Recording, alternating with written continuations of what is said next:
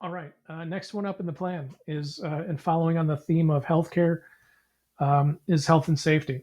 So, as long as I can remember back, the U.S. was constantly been declining when it comes to food safety, food health, um, water quality, things like that. Um, and if you look at other countries in the world, they have higher standards.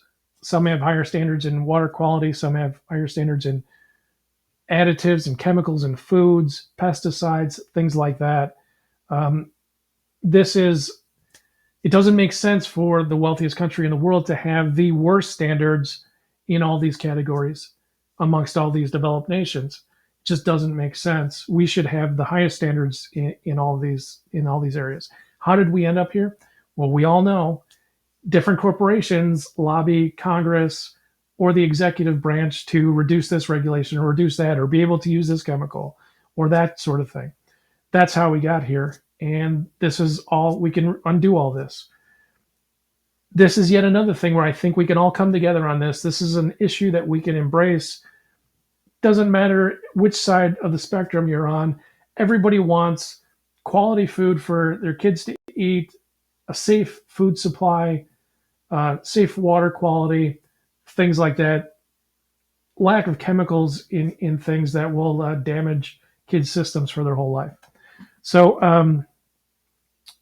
I like the progress that was made last year on food dyes, the elimination of certain food dyes. Unfortunately, those were already banned in other countries.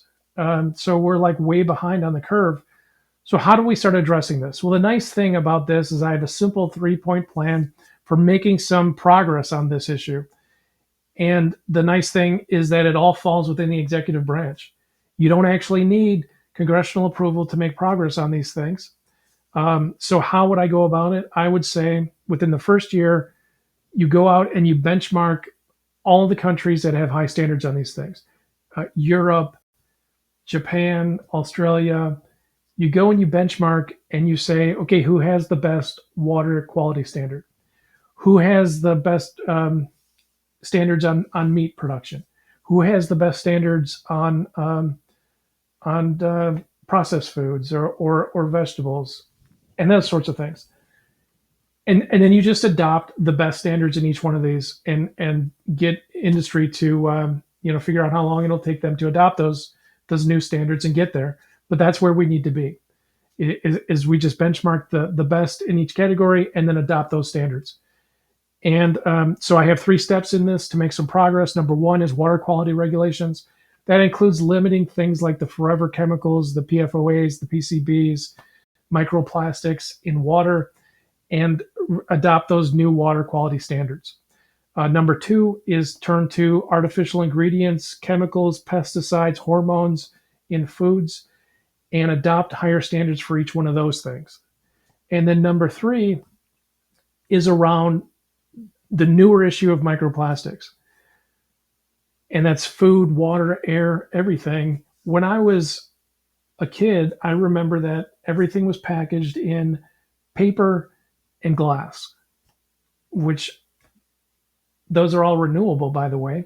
People should want to package in those things. Somehow we wound up in everything being packaged in plastic. And you say, how? How did that happen? Well, the answer is it's cheaper.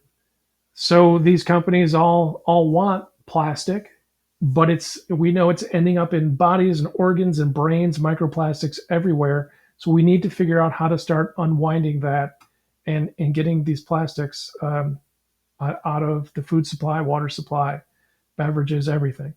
So the first two are easy to do immediately within the first year. The third one will take a little bit more investigation, more like a second year kind of thing. So action items here for the plan. Number one, water quality.